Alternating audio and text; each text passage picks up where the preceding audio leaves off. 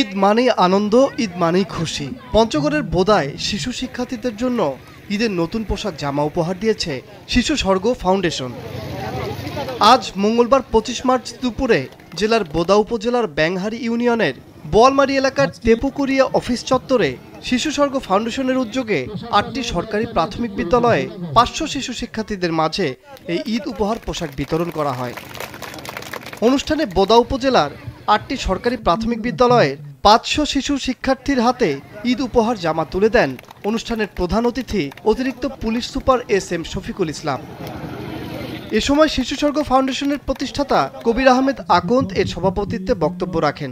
অনুষ্ঠানে উপস্থিত ছিলেন Phultala pre cadet school and কলেজের প্রতিষ্ঠাতা তোজাম্মেল হক, 3 নং ব্যাংহারি ইউনিয়ন পরিষদের চেয়ারম্যান মোহাম্মদ সাহেব আলী, বোদা থানার ভারপ্রাপ্ত কর্মকর্তা ও ওসি আজিম উদ্দিন সহ অনেকেই।